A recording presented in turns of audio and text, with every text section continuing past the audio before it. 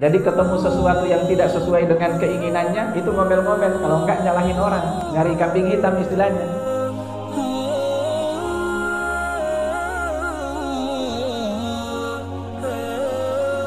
Assalamualaikum warahmatullahi wabarakatuh.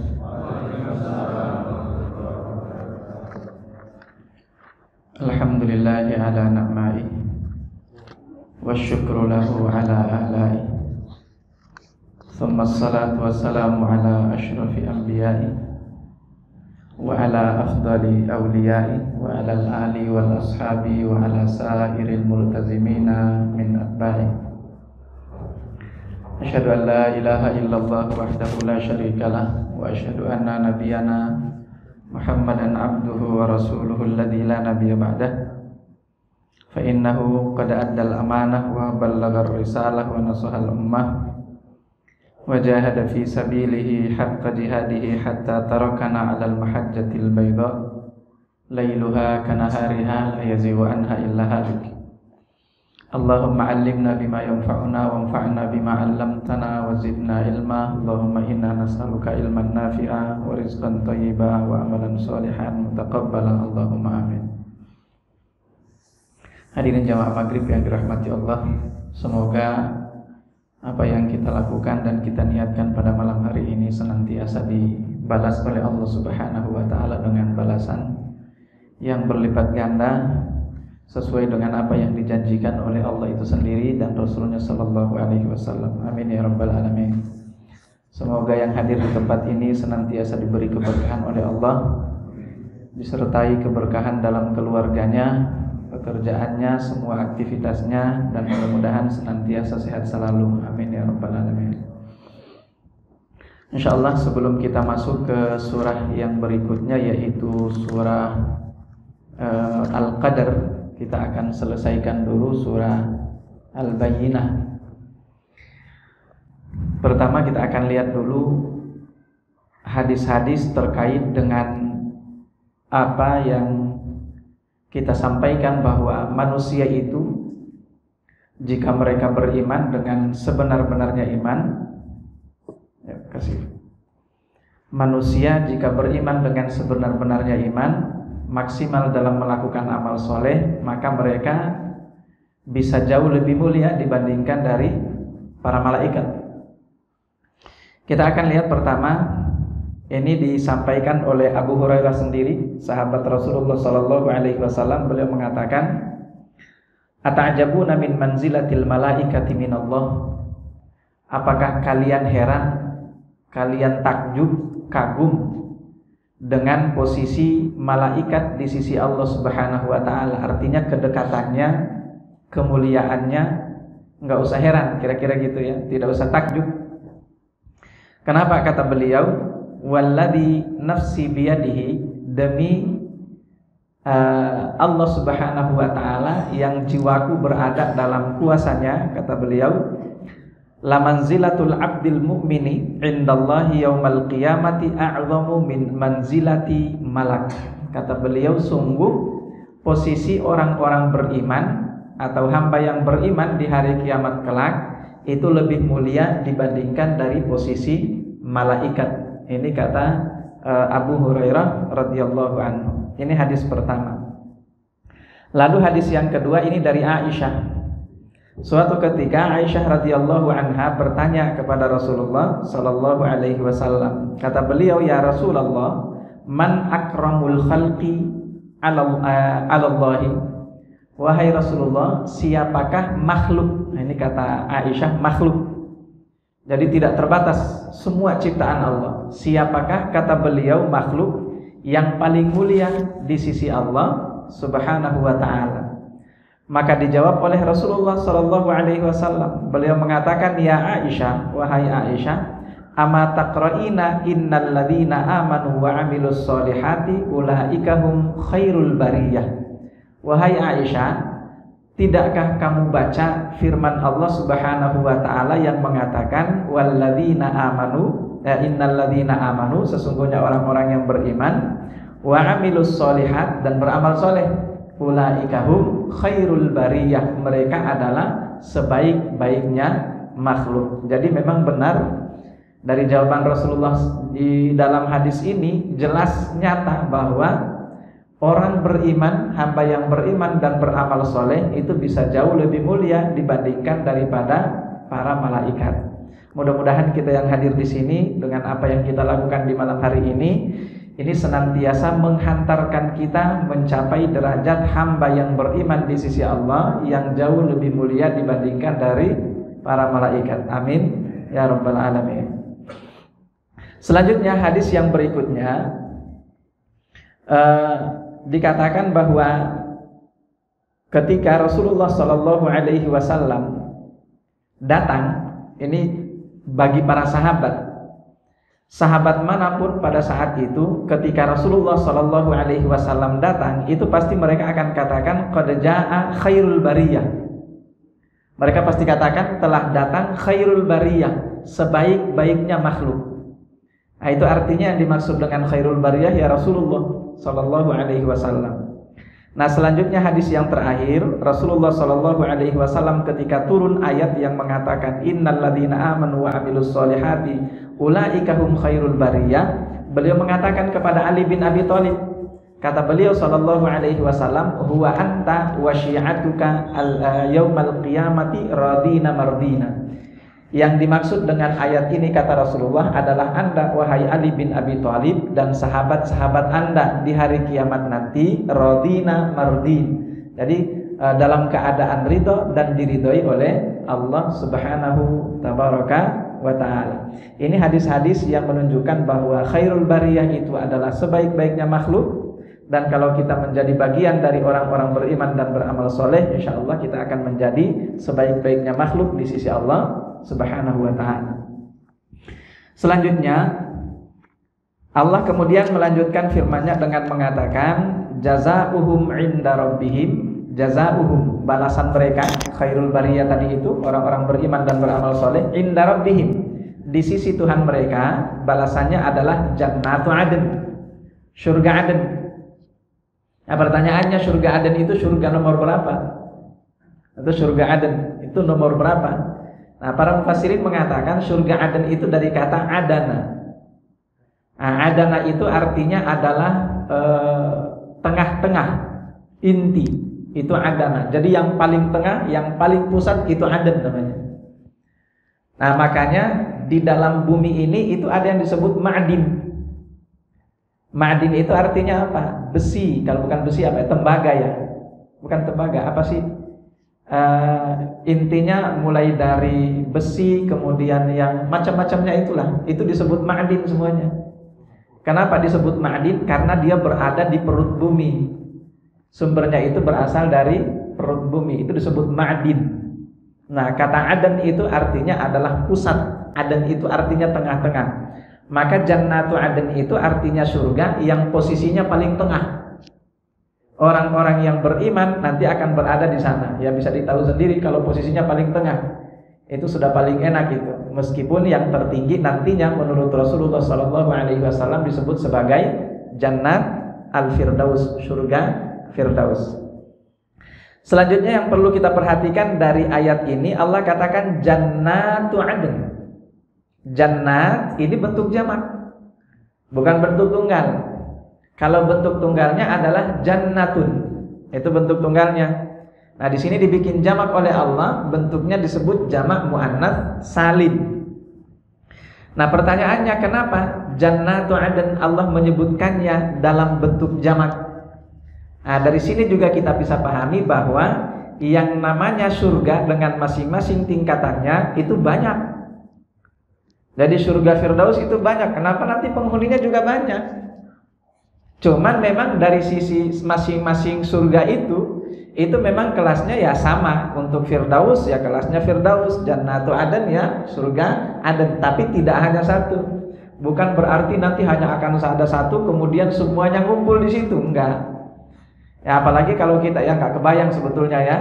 Kalau kita ingin menggambarkan tentang surga, sekali lagi nanti ujung-ujungnya kita akan kembali kepada sabda Nabi yang mengatakan mala ainun ra'at mata tidak ada yang pernah menyaksikannya, wala udhunun sami'at, tidak pernah ada telinga yang mendengarkannya, wala khatara fi bali ahadikum, dan tidak pernah terlintas dalam pikiran seseorang di antara kalian. Nah, kalau sudah tidak pernah terlintas dalam pikiran kita, nggak pernah kita dengar, nggak pernah kita lihat, bagaimana caranya kita bisa gambarin? Apa yang bisa kita gambarkan itu hanya sebatas apa yang bisa dijangkau oleh panca indera kita. Lewat dari panca indera kita, selesai, nggak bisa lagi digambarin. Itu yang Anda saksikan melalui film-film itu, yang kelihatannya jalan ceritanya, alur ceritanya indah-indah banget itu ya. Nah, itu kenapa bisa ada seperti itu gambarannya? Karena masih dijangkau oleh pikiran manusia. Itu masih dijangkau oleh pikiran manusia. Itu khayalan manusia masih sampai. Yang namanya surga, bahkan khayalan manusia itu nggak sampai sama sekali. Makanya apa yang bisa kita jelaskan ya sebatas apa yang bisa kita pikirkan, sebatas apa yang pernah kita dengar, sebatas apa yang pernah kita saksikan. Tapi kalau kita saksikan ya itu cuma analogi doang kan, karena surganya sendiri yang nggak pernah kita lihat. Kira-kira begitu. Nah, jadi jannatu adn. Kemudian selanjutnya tajri min tahtihal anhar, mengalir di bawahnya sungai-sungai. Ini memperindah suasana daripada surga itu ketika mengalir di bawahnya sungai-sungai. Kemudian selanjutnya khalidina fiha, mereka kekal di dalamnya abada, selama-lamanya. Ini juga yang harus kita pahami, bahwa yang namanya kenikmatan surga, jangan takut, kekal itu nggak akan bikin bosan. Berbeda dengan dunia, Pak. Dunia itu kalau itu aja bosenin itu. Anda sudah punya misalnya, mau apapun juga, kenikmatan apapun juga, bahkan wanita paling cantik sekalipun kalau Anda punya, dan ternyata Anda sudah hidup bertahun-tahun sama dia, lama-lama bosan juga. Kalau tidak dibalut dengan iman, ya bosan pasti. Ngaku aja bapak-bapak, bosan nggak? Hah?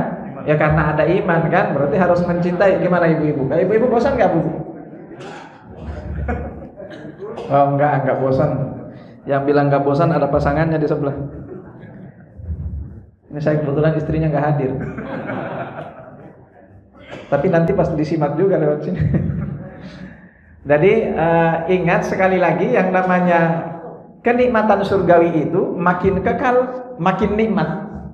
Kalau dunia makin kekal, itu makin bikin bosan. Itu kalau dunia, bedanya dengan surga. Dan sekali lagi, di surga nanti nggak ada yang bikin bosan. Kenapa? Kalau masih ada yang bikin bosan, nggak sempurna berarti surga itu kan. Nah, surga itu kan negeri kesempurnaan. Karena dia adalah negeri kesempurnaan, nggak ada sesuatu pun yang bikin sakit hati, nggak ada sesuatu pun nanti yang bikin baper, nggak ada sesuatu pun yang bikin nanti Anda keluar grup. Itu nggak ada itu. Iya, nggak ada. Kalau masih ada kayak gitu, itu masih dunia namanya. Nih banyak yang tertawa, kelihatannya pada pengalaman, banyak yang keluar grup.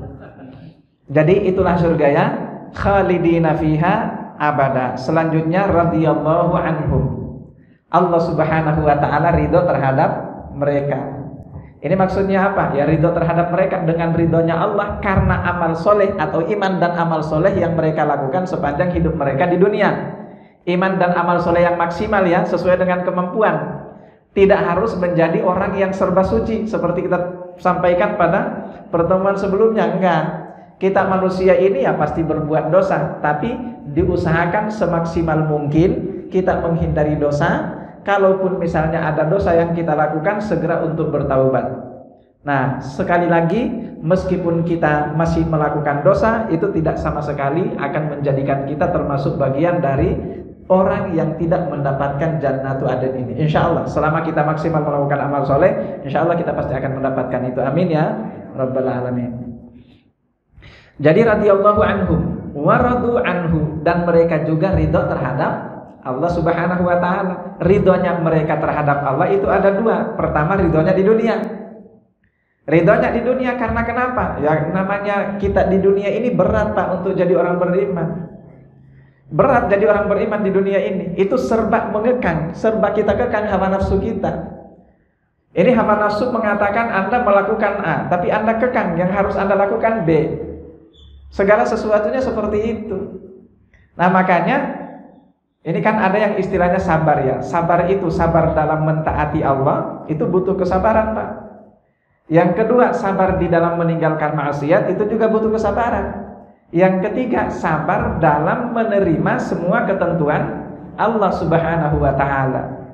Nah, untuk menerima ketentuan Allah sendiri, itu menurut Syekh Al-Utsaimin ya, menerima ketentuan Allah sendiri, itu manusia ada 4 tingkatannya. Ada 4 tingkatannya. Ini khusus untuk menerima ketentuan Allah yang tidak kita sukai. Manusia terbagi menjadi 4 kelompok. Pertama, adalah mereka yang marah, ngomel-ngomel kalau menemukan sesuatu yang tidak disukai. Ini pertama, paling jelek itu. Jadi ketemu sesuatu yang tidak sesuai dengan keinginannya, itu ngomel-ngomel. Kalau enggak nyalahin orang, nyari kambing hitam istilahnya. Ini pertama. Lalu kemudian yang kedua, tingkatan yang kedua, ini ke atas, sabar. Jadi ketika menerima itu, mereka sabar. Tapi yang namanya sabar, itu berat. Ketika Anda bersabar, sebetulnya hatinya masih nggak suka. Kan seperti itu, Pak. Hati kita nggak suka, tapi kita sabar, kita nahan. Jangan sampai ngomel-ngomel.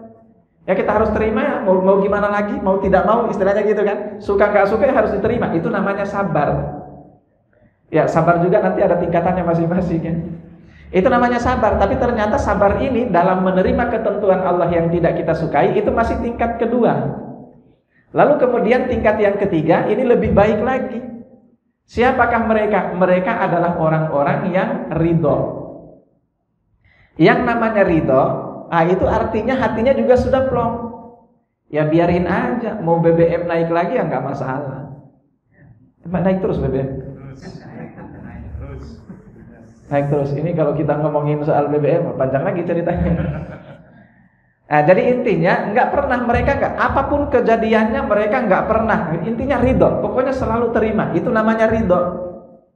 Selalu terima, namanya ridho. Menerima dengan lapang dada. Kalau istilah orang Jawa apa? Nerimo ya. Istilah orang Jawa. Itu tingkatan yang ketiga. Jadi sudah nggak dongkol lagi hatinya, sudah nggak kesal lagi hatinya. Pokoknya ya sudah, mau gimana lagi, biarin aja. Itu memang ketentuan Allah. Dan memang apa yang ditentukan Allah sudah pasti itu yang terbaik untuk kita manusia ini. Itu tingkatan yang ketiga. Lalu tingkatan terakhir paling bagus, itu adalah asyukur. Kalau Anda menerima, mendapatkan sesuatu yang tidak Anda sukai, tapi justru Anda sambut dengan syukur, itu luar biasa itu. Kenapa bisa disambut dengan syukur? Masa iya sih disambut dengan syukur? Orang yang seperti ini itu artinya mereka sudah paham bahwa musibah yang Allah timpakan kepada dia itu nggak ada apa-apanya dibandingkan nikmat yang Allah berikan kepadanya. Itu nggak ada apa-apanya sama sekali. Bahkan sampai Anda kehilangan anak sekalipun, kehilangan rumah sekalipun, kehilangan harta atau apalah misalnya, yang menurut Anda mungkin luar biasa, itu harta termahal Anda dalam kehidupan Anda. Bagi orang yang sadar bahwa itu belum ada apa-apanya, maka reaksinya adalah syukur. Dia tetap bersyukur dengan itu. Bisakah kira-kira kita seperti itu? Insya Allah bisa, tapi butuh latihan. Dimulai dari mana latihannya? Mulai dari kita mengucapkan Alhamdulillahi ala kulli hal. Itu kan doa yang diajarkan Nabi ya. Menyaksikan sesuatu yang tidak kita sukai, ya kita tetap mengucapkan Alhamdulillah. Alhamdulillah ala kulli hal. Tapi sekarang banyak disalah manfaatin Pak, doa itu. Disalah manfaatin kayak gimana? Buat curhat. Iya. Ketika ketemu saudaranya, nggak kepengen juga ya, ceritanya sudah belajar, sudah ngaji, ceritanya sudah ngaji dan sudah tahu doa itu ya, bahwa kalau kita kena musibah, sesuatu yang tidak kita sukai, maka apa yang kita ucapkan Alhamdulillah ala kulli hal. Ketemulah dengan teman pengajiannya, ditanya gimana kabarmu saudaraku, Alhamdulillah ala kulli hal. Itu artinya dia kepengen tahu, dia kepengen saudaranya itu tahu kalau dia sekarang kena musibah ya. Akhirnya apa yang dilakukan? Emang lagi kenapa? Doanya kayak gitu, itu curhat jadinya kan kayak gitu. Itu yang saya katakan tadi, banyak juga yang modus mengucapkan doa itu sekarang. Jadi kalau bisa mengucapin doa itu ya Alhamdulillah ala kulli hal, itu bukan pada saat Anda ketemu saudara Anda. Anda ucapkan Alhamdulillah ala kulli hal itu ya pada saat Anda menemukan musibah itu. Jadi tidak ada kesannya Anda modus untuk mencari perhatian dari sahabat Anda, tidak ada kesannya sama sekali. Saya tidak menyalahkan orang yang baca doa itu ya, tidak, itu sudah baik, luar biasa itu. Cuman sekali lagi masih ada juga yang modus, harus diakui itu. Kira-kira gitu ya. Nah, dimulai dari seperti itu, latihan Alhamdulillah ala kulli hal. Insya Allah lama kelamaan kita akan ridho, dan lama kelamaan kita akan syukur karena kita tahu luar biasa banyaknya nikmat yang Allah berikan kepada kita. Nah, ini di dunia untuk orang-orang beriman ini. Jadi mereka ridho terhadap Allah Subhanahu wa Ta'ala dengan segala ketentuannya tadi. Yang berikutnya di akhirat. Bagaimana ridho mereka di akhirat? Ya di akhirat sudah pasti ridho. Kenapa? Yang mereka temukan semua apa yang mereka inginkan ketika di dunia kan. Kepengen bidadari, dapat. Pengen bidadarinya berapa Pak? Pengen berapa bidadari? Ya, 33. 73. Banyak sekali Pak. Pengen 73 bidadari Bapak kata. Nah itu, sampai di sana ternyata ketemu, ya pasti ridho lah. Ya ridho kan? Kepengen surga, jannatu aden, ternyata sampai sana dapat misalnya. Semua apa yang kita inginkan ketika di dunia dapat di sana. Nah, dengan mendapatkan semua apa yang diinginkan ketika di dunia, maka dengan itu mereka ridho. Itu yang dimaksud dengan waradu anhu, mereka ridho juga terhadap Allah Subhanahu wa Ta'ala. Radhiyallahu anhum wa radu anhu dzalika liman khasyiya rabbah. Tapi ada pembatasannya di sini.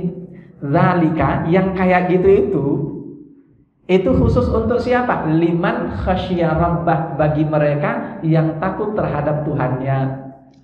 Jadi artinya kalau kita kepengen kayak orang tadi itu, kita itu kepengen kayak yang tadi itu, maka modalnya apa? Khasyiya rabbah. Modalnya itu adalah takut terhadap Tuhan kita. Sehingga kalau kemudian kita dapat musibah dan kemudian kita ngomel-ngomel, bakal diazab oleh Allah itu. Tapi kalau kita dapat musibah tapi reaksi kita syukur, maka apa yang terjadi? La in syakartum la azidannakum. Kira-kira seperti itu. Kenapa? Kita takut diazab. Ini cuma sedikit doang yang diambil oleh Allah. Kita malah ngomel-ngomel, kita malah enggak ridho. Berarti kafartum kan? Wala in kafartum inna azabi lasyadid, diazab oleh Allah kalau ngomel-ngomel. Kenapa cuma segitu doang diambil, masa ngomel-ngomel? Masih banyak yang senantiasa dirasakan, diserap dalam kehidupan mereka sehari-hari dibandingkan dari apa yang diambil oleh Allah Subhanahu wa Ta'ala. Satu lagi saya teringat dengan doa yang diajarkan oleh Rasulullah sallallahu alaihi wasallam ketika melihat orang yang terkena musibah. Pernah enggak doa Pak? Ngelihat orang yang terkena musibah. Astagfirullahaladzim. Kalau ngelihat orang yang terkena musibah, ada yang tahu doanya? Innalillah, itu istirja namanya. Itu istirja, innalillahi wa inna ilaihi rajiun. Tapi sebelum kita mengucapkan istirja, itu ada doa yang diajarkan oleh Rasulullah. Apa itu doa yang diajarkan oleh Rasulullah? Alhamdulillah. Ini dimulai dari alhamdulillah. Tapi jangan digede-gedein Pak. Alhamdulillahnya. Kalau teman-teman, teman Anda kesandung tiba-tiba, nyungsep misalnya kan, alhamdulillahilladzi. Jangan, itu nanti teman Anda tersinggung. Ya ilaha illallah, saya kena musibah kok malah dia bersyukur. Jangan, baca aja dalam hati. Tapi doanya itu begini. Alhamdulillahilladzi afani mimma ibtalaka bihi wa faddalani ala katsirin mimman khalaqa tafdila. Pernah dengar itu? Barusan kan? Barusan. Dibaca doa itu. Ini ada jaminannya dari Nabi. Artinya apa? Ya saya akan lihat tadi, saya akan kembali bacakan doanya ya, kalau bisa dihafalin. Alhamdulillah. Oh ini nanti jadi video shotnya ya. Doanya itu doa saat Anda melihat saudara Anda terkena musibah. Ya, doanya alhamdulillahilladzi afani mimma ibtalaka bihi wa faddalani ala katsirin mimman khalaqa tafdila. Artinya itu adalah, alhamdulillah, segala puji milik Allah. Alladzi, yang, afani itu menghindarkan aku, membebaskan aku. Ya, afani mimma ibtalaka bihi, dari apa yang Allah ujikan kepadamu. Ya, jadi menghindarkan aku dari apa yang Allah ujikan kepadamu. Wa faddalani, dan mengutamakan aku, ala katsirin, dibandingkan dari banyak, mimman khalaqa, dari apa yang dia ciptakan, tafdila, dengan kelebihan yang luar biasa. Itu doanya. Maka kata Rasulullah, man qara'a hadzal doa, siapa yang membaca doa ini ketika menyaksikan musibah menimpa saudaranya, maka dia tidak akan dikenai musibah yang sama dari Allah Subhanahu wa Ta'ala. Jadi kalau saudara Anda kesandung, ucapkan doa itu biar Anda gak kesandung juga. Kan seringkali kita kan, kalau kita malah berbeda reaksinya. Ngelihat saudara kita kesandung, apa yang terjadi? Malah kita ngakak. Ya kan, banyak malah kita ngakak kan. Iya, ada temannya sakit gigi. Biasanya kalau sakit gigi ditertawain Pak. Bukannya belasungkawa. Tapi justru ditertawain. Jangan. Jadi baca doa ini, alhamdulillahilladzi afani mimma ibtalaka bihi wa faddalani ala katsirin mimman khalaqa tafdila. Itulah doa yang harusnya kita sampaikan. Nah, sekarang pertanyaannya, apa kaitannya dengan ayat ini? Kaitannya dengan ayat ini adalah bahwa ternyata Bapak Ibu yang dirahmati Allah, nikmat Allah itu bahkan ketika Anda tidak kena musibah itu nikmat. Bahkan ketika Anda tidak kena musibah seperti orang lain itu nikmat. Jadi jangan bangga. Kita kadang-kadang kalau jarang sakit kita bangga, oh ini karena saya rajin olahraga ini. Ngelihat teman kita sakit-sakitan mulu, dasar nggak pernah tahu itu cara hidup yang baik gimana. Kan kadang-kadang seperti itu kan. Padahal boleh jadi justru Allah ingin membayar dosa-dosanya tunai di dunia, biar dia nggak merasakannya di akhirat kelak. Nah kira-kira seperti itu. Jadi, nah apa yang harus kita lakukan? Kita pahami bahwa ternyata kita tidak terkena musibah sekalipun itu adalah nikmat. Nah dengan itu ketika Anda dapat musibah, ingat, apalagi musibah itu akan dibalas oleh Allah jika Anda ridho kan? Dibalas oleh Allah yang merupakan tabungan kebaikan untuk Anda di akhirat kelak, sebagaimana sudah kita sampaikan terkait dengan riwayat Abu Bakar As-Siddiq radhiyallahu anhu dalam tafsiran surah Al-Zalzalah. Wallahu a'lam bishawab. Mudah-mudahan ini bermanfaat bagi kita semuanya. Itu akhir daripada surah Al-Bayyinah. Ada pertanyaan sampai di sini? Atau kita langsung masuk ke surah berikutnya? Ada pertanyaan? Doanya tadi. Simak di videonya. Oke, saya ulangi satu kali lagi ya. Saya ulangi sekali lagi. Alhamdulillahilladzi afani mimma ibtalaka bihi wa faddalani ala katsirin mimman khalaqa tafdila. Itu doanya ya. Mudah-mudahan sudah bisa dihafal. Sekali lagi Pak Ustaz. Oke, sekali lagi. Alhamdulillahilladzi afani mimma ibtalaka bihi wa faddalani ala katsirin mimman khalaqa tafdila. Nah, selesai ya. Enggak ada siaran ulang. Siaran ulangnya nanti di video short YouTube-nya nanti. Masjid Al-Muttaqin. Benar ya? Masjid Al-Muttaqin ini promosi. Ya? Akhirat. Sekarang kalau orang itu menemukan satu problem katakanlah dalam kehidupan dalam kerjaannya, dia ketika menemukan musibah itu atau menemukan ujian dari Allah itu, dia emosi. Lalu setelah itu dia baru tersadar dan dia bersyukur. Oh ternyata dari apa yang Allah cobakan ini ternyata ada hikmahnya, ini yang dia rasakan. Itu termasuk orang yang ridho atau enggak? Itu termasuk orang yang ridho apa enggak? Rasulullah SAW bersabda, beliau mengatakan innamas sabru indas sadamatil ula. Orang itu dinilai sabar apa enggak, itu dilihat dari as-sadamatil ula, benturan pertama. Jadi pada saat Anda ditampar langsung alhamdulillah, nah itu sabar. Tapi kalau Anda ditampar, balas nampar dulu, nah urusan sabar berikutnya lah. Nah itu enggak sabar kalau menurut sabda Nabi tadi. Kira-kira gitu ya. Tapi bagaimana kalau kemudian setelah itu kita sadar, oh bahwa ternyata ini yang terbaik. Awalnya nangis dulu, ternyata ini yang terbaik bagi kita. Ya tentu pasti ada keutamaannya setelah itu, karena kita pasti bersyukur kan. Cuman keutamaan yang seharusnya kita raih di awal itu jadi hilang. Nah sekali lagi kan sudah kita sampaikan melalui surah Al-Zalzalah bahwa tidak ada satu kebaikan seringat biji dzarrah sekalipun kecuali kita pasti akan menemukan balasannya, ya kan? Maka ya kita bersyukur setelah itu ya masih mendingan dibandingkan daripada nggak pernah syukur sama sekali. Kan banyak juga orang kan yang diingat negatifnya mulu kan. Sudah dikasih padahal hikmah positif dari setiap musibah itu yang terjadi, tapi dia nggak pernah ngelihat itu. Yang dilihat selalu ada sisi negatif. Nah ini yang kayak gini nih, nggak ridho dalam kehidupannya, nggak sabar dalam kehidupannya. Jadi ketika kita sudah mencapai posisi seperti itu, alhamdulillah itu sudah baik. Tapi lebih baik lagi kalau tadi itu seperti sabda Nabi tadi ya, innamas sabru indas sadamatil ula. Yang namanya sabar itu dinilai dari benturan pertama. Pada saat Anda mengalami benturan pertama itu ya nggak marah langsung ridho, itu baru yang namanya sabar yang sesungguhnya. Wallahu a'lam bishawab. Ada lagi sebelum kita lanjut? Ya silakan. Tadi kan bahwa musibah diantaranya penyakit yang diberikan kepada seorang. Ya.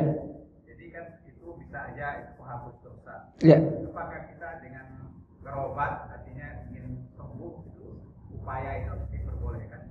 Baik. Bukan lagi diperbolehkan, memang itu kewajiban. Itu kita berobat itu kewajiban. Ya, karena kita berusaha untuk senantiasa menjaga kesehatan kita, kan kewajiban. Itu namanya bagian dari bentuk kesyukuran kita terhadap nikmat yang Allah berikan kepada kita. Yang namanya kita berobat kan kita nyari nikmat Allah yang lain untuk menyembuhkan itu kan. Itu upaya namanya. Nah, apakah itu dengan berobat itu berarti kemudian dosa kita yang seharusnya dihapuskan jadi tidak terhapus? Oh, tetap dihapuskan. Itu kan beda masalah. Anda sakit, emang kira-kira kalau sakit kemudian Anda terima bahwa ini untuk penghapus dosa bagi saya. Kalau begitu Anda sakit sampai mati, enggak seperti itu kan? Enggak. Jadi beda masalah itu, beda masalah. Ketika sakit dan kita sabar menerima itu, yakin bahwa ini yang terbaik dari Allah. Itu sikap kita, reaksi kita pada saat kita diuji dengan sakit. Lalu pertanyaannya, apa kewajiban kita setelah sabar? Kewajiban kita setelah sabar adalah berusaha untuk menyembuhkan penyakit itu. Jadi itu dua kewajiban yang berbeda, dan itu sama sekali tidak menghilangkan ganjaran yang sudah dijanjikan oleh Rasulullah SAW di balik sakit itu. Jika kita sabar ya, Allahu a'lam bishawab. Ya, ada lagi? Ini mulai seru kayaknya tanya jawab. Ibu-ibu silakan. Nggak ada? Tidak ada ya, baik silakan.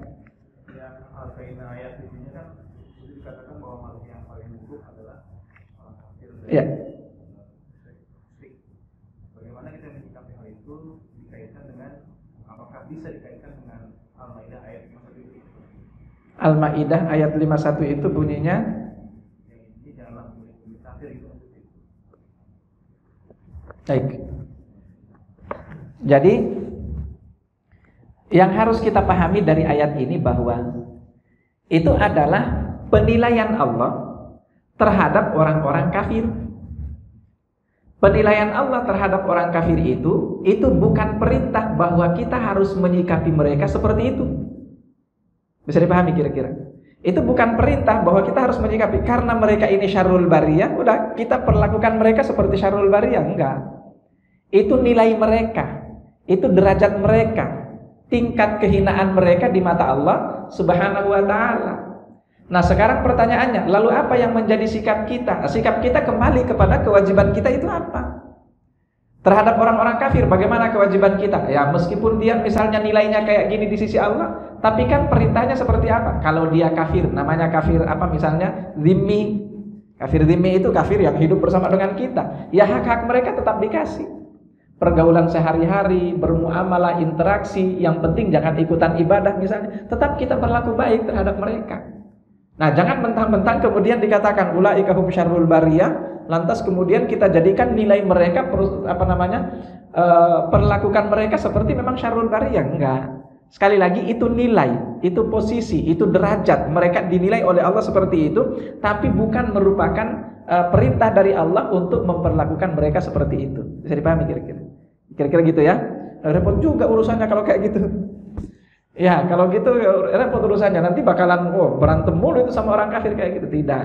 Sikap kita tetap berbeda karena bagaimanapun Rasulullah SAW juga memperlakukan orang-orang Yahudi dan Nasrani yang tidak memusuhi beliau, ya diperlakukan dengan cara yang baik oleh Rasulullah kan. Pernah dengar kan seorang Yahudi yang disuapi oleh Rasulullah? Ya, disuapi oleh Rasulullah sampai Rasulullah meninggal dunia.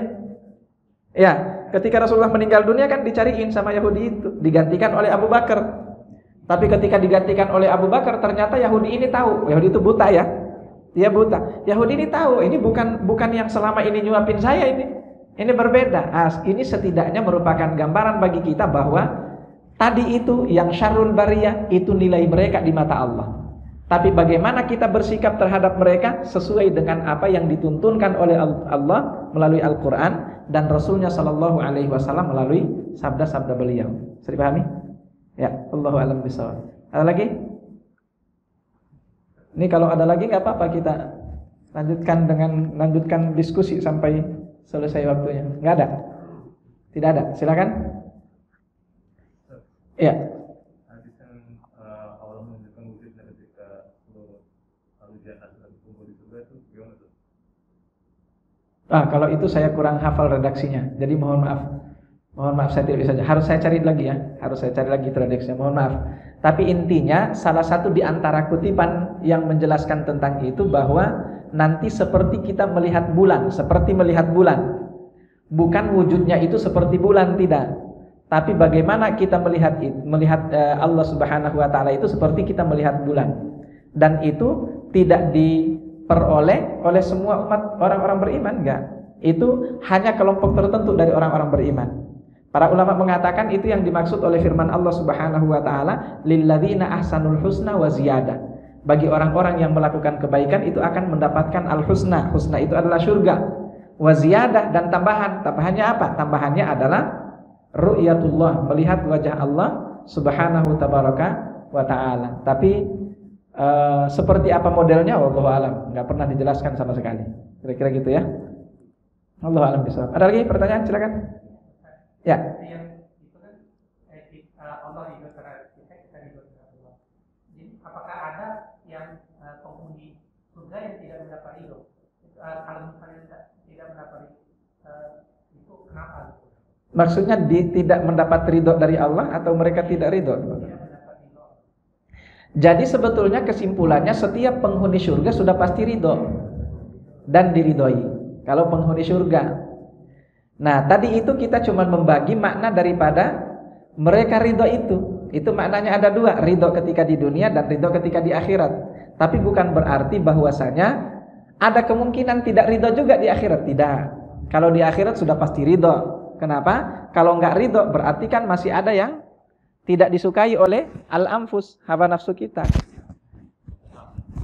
Kalau masih cek. Kalau masih ada yang tidak disukai oleh hawa nafsu kita, itu bukan surga namanya. Jadi kalau sudah di surga sudah pasti ridho. Kalau sudah di surga ya, itu sudah pasti ridho. Cek. Udah. Bukan sabotase, cek. Ya. Cek. Baik. Jadi kira-kira begitu ya. Bukan berarti bahwa di surga nanti ada yang tidak ridho. Cuman di dunia ada ridho, ada tidak ridho. Cuman di dunia ya, di akhirat sudah. Allah ketika di masuk surga itu ada nggak yang Allah tidak ridho terhadap? Nggak ada. Semua yang masuk surga itu sudah pasti diridhoi oleh Allah Subhanahu wa taala. Yang masuk surga sudah pasti diridhoi oleh Allah. Kira-kira gitu ya. Allahu a'lam bishawab. Silakan tadi, Bu. Waalaikumsalam warahmatullahi wabarakatuh.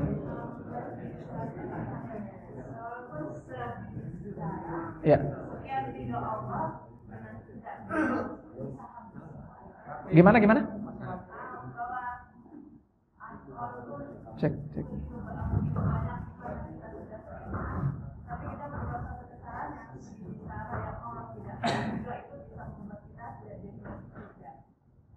Iya. Musad darurat.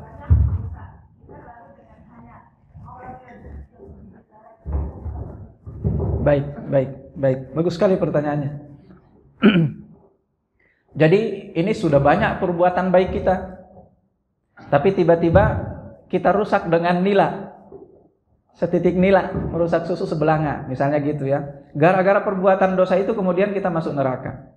Atau sebaliknya, ada orang maksiat aja kerjaannya. Maksiat mulu kerjaannya. Kemudian setelah itu tiba-tiba ada satu perbuatan baik yang dia lakukan, dan dengan itu kemudian dia masuk surga. Memang banyak riwayat-riwayat terkait dengan persoalan seperti ini. Cuman yang harus kita pahami dari hadis-hadis itu bahwa yang dimaksud dengan masuk neraka atau masuk surga itu penyebab masuk neraka dan penyebab masuk surga. Itu penyebab, Bu. Jadi kita melakukan hal ini itu jadi penyebab kita masuk surga.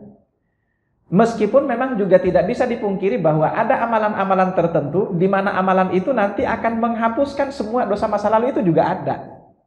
Ada juga seperti itu. Atau misalnya sebaliknya, memang ada dosa-dosa tertentu di mana dosa itu memang akan menghapuskan kebaikan-kebaikan masa lalu kita, itu ada. Tapi secara umum cara kerjanya nggak kayak gitu, secara umum ya. Yang kerjanya kayak gitu ya memang khusus dosa-dosa atau amal soleh tertentu yang disebutkan bahwa ini nanti akan menghancurkan. Misalnya kemarin itu ketika kita puasa, misalnya di puasa Arafah kan, kita puasa dengan puasa Arafah, maka dengan itu kata Rasulullah SAW itu akan dihapuskan dosa kita setahun yang lalu kan. Nah, berarti puasa yang ini itu menjadi penyebab dosa-dosa itu dihapus. Nah, atau misalnya ada takabur misalnya. Takabur itu nanti akan membakar, atau dia nanti akan menghanguskan kebaikan-kebaikan yang lain sebagaimana kayu bakar itu dihabiskan oleh api misalnya, gitu ya. Jadi ada amal soleh tertentu, sebaliknya ada dosa tertentu yang memang menghapuskan dosa dan menghapuskan amal soleh. Tapi secara umum sekali lagi cara kerjanya nggak kayak gitu. Masa iya orang setiap hari pekerjaannya ibadah, cuman karena perbuatan dosa kecil lalu kemudian kita simpulkan dia pasti masuk neraka misalnya kan? Terlalu nggak adil kalau seperti itu Allah Subhanahu wa ta'ala. Tapi cara kerjanya itu seperti ini, bahwa ketika seseorang itu melakukan perbuatan dosa, maka boleh jadi perbuatan dosa ini akan menggelincirkan dia nanti ke neraka. Meskipun pada ujungnya nanti dia akan kembali masuk surga. Tapi boleh jadi ini nanti akan membuat dia masuk neraka dulu untuk dicuci dosanya. Kira-kira seperti itu ya Bu ya? Iya, dicuci dulu dosanya gara-gara dosa dosa ini di neraka. Baru kemudian setelah itu dia masuk surga. Karena setiap orang beriman di hari akhirat kelak, meskipun amal solehnya kurang, tapi ketika ada titik iman di dalam hatinya, maka ujung-ujungnya dia pasti akan masuk surga. Nah, kira-kira seperti itu. Nah, kita akan kembali lagi kepada firman Allah yang mengatakan, "Faman thaqulat mawazinuhu fahuwa fi 'ishatin radiyah, wa man khaffat mawazinuhu fa ummuhu hawiyah." Itu sama persis atau sejalan, searah dengan firman Allah, "Faman ya'mal mithqala dzarratin khairan yarah, wa may ya'mal mithqala dzarratin syarran yarah." Nah, kira-kira seperti itu. Dan di dalam ayat lain Allah juga tegaskan bahwa tidak ada satupun kebaikan itu yang nantinya akan disia-siakan oleh Allah Subhanahu wa ta'ala. Jadi ketika dikatakan, oh ini orang masuk neraka gara-gara ini, itu artinya boleh jadi dia masuk neraka gara-gara itu. Dia tergelincir dulu masuk ke dalam neraka gara-gara itu. Sekali lagi terlalu zalim, terlalu tidak adil kalau kemudian hanya seperti tadi pepatah Indonesia mengatakan, nila setitik nila merusak susu sebelanga. Nggak akan seperti itu cara kerjanya. Kira-kira gitu ya. Kalau seperti itu cara kerjanya, maka masuk neraka semua manusia ini, Bu. Kenapa masuk neraka semua manusia ini? Semua manusia punya dosa masing-masing. Kira-kira gitu ya. Allahu a'lam bishawab. Iya. Baik, ada yang mana tadi? Silakan. Berikutnya tadi sebelah sini. Mana tadi yang mau nanya? Nggak jadi. Baik, cukup Bu ya? Ya, baik. Kalau tidak ada pertanyaan lagi, masih ada? Silakan. Baik, kalau tidak ada pertanyaan lagi, kita akan lanjutkan masuk ke surah yang berikutnya, yaitu surah Al-Qadr ya. Surah Al-Qadr. Surah Al-Qadr ini kategorinya adalah Makkiyah. Meskipun ada sebagian mufassirin yang mengatakan bahwa Al-Qadr ini kategorinya Madaniyah. Dan surah ini adalah surah yang paling pertama turun di Madinah Al-Munawwarah. Jadi yang mengatakan surah Al-Qadr ini adalah surah Madaniyah kategorinya, mereka mengatakan bahwa surah inilah yang paling pertama turun di Madinah Al-Munawwarah, surah Al-Qadr. Al-Qadr itu artinya sendiri, surah Al-Qadr ini bisa artinya sempit. Al-Qadr bisa artinya sempit. Al-Qadr itu bisa artinya hukum atau ketetapan. Al-Qadr itu bisa artinya nilai. Al-Qadr itu bisa artinya mulia. Jadi macam-macam arti daripada Al-Qadr itu nanti akan kita lihat satu persatu ya. Nah, sababun nuzul daripada surah ini adalah ketika Rasulullah SAW diperlihatkan oleh Allah kepada beliau usia umatnya. Diperlihatkan oleh Allah kepada beliau usia umatnya, bahwa ternyata usia umat beliau itu hanya berkisar antara 60 sampai 70 tahun. Makanya dalam sabdanya Rasulullah mengatakan, a'maru ummati ma bainas sittina was sab'in. Usia umatku itu hanya berkisar antara 60 sampai 70 tahun. Ya, jadi yang sudah 70 tahun ke atas ya bonusnya udah banyak gitu ya. Mudah-mudahan dengan dikasih bonus yang banyak oleh Allah, mudah-mudahan itu merupakan sumber kebaikan bagi mereka yang diberi bonus oleh Allah Subhanahu wa taala itu. Jadi, itu arti daripada al-qadar. Atau mohon maaf, kita lanjutkan dulu sabab nuzulnya ya. Ketika diperlihatkan seperti itu, Rasulullah kemudian mikir, ini gimana caranya umatku ini bisa menyaingi kesempatan beribadah umat-umat sebelumnya? Kan seperti itu. Sementara dulu di zaman jahiliyah itu ada mitos. Sebetulnya dia sekedar mitos ya. Mitos yang berkembang di zaman jahiliyah bahwa seseorang itu bisa dikatakan sebagai seorang hamba yang memang rajin beribadah kalau dia sudah beribadah selama 1000 bulan. Bisa dipahami ya? Jadi kalau Anda belum ibadah sepanjang 1000 bulan, itu masih belum ibadah kira-kira gitu. Masih belum ibadah itu. Anda dikatakan sebagai seorang hamba yang taat kalau Anda sudah bisa mencapai ibadah sepanjang 1000 bulan. 1000 bulan itu 83 tahun 4 bulan ya. 83 tahun 4 bulan. Nah, Nabi akhirnya mikir kan, ini orang tidak bisa dikatakan sebagai seorang hamba kalau dia tidak ibadah sepanjang 1000 bulan. Sementara usia umatku nggak nyampe 1000 bulan. Ya kan? Antara 60 sampai 70 tahun. Maka Rasulullah mengeluhkan hal ini kepada Tuhannya Allah Subhanahu wa taala. Turunlah surah Al-Qadr ini yang mengatakan bahwa Lailatul Qadri khairun min alfi syahr. Lailatul Qadar itu lebih baik dibandingkan daripada 1000 bulan. Itu sababun nuzul daripada surah ini. Wallahu a'lam bishawab. Insyaallah kita akan lanjutkan pembahasannya pada pertemuan yang berikutnya. Mohon maaf atas segala kekurangan. Masih ada pertanyaan lagi? Tolong sudah ditutup. Insyaallah. Mudah-mudahan kita bahas ya. Dan pembahasannya cukup seru ini ya untuk surah Al-Qadr ini di pertemuan sebelumnya setelahnya insyaallah. Wallahu a'lam bishawab. Kalau tidak ada pertanyaan kita cukupkan dan sama-sama baca hamdalah. Alhamdulillahirabbil alamin. Doa kafaratul majlis. Subhanakallahumma bihamdika asyhadu an la ilaha illa anta astaghfiruka wa atubu ilaik. Assalamualaikum warahmatullahi wabarakatuh.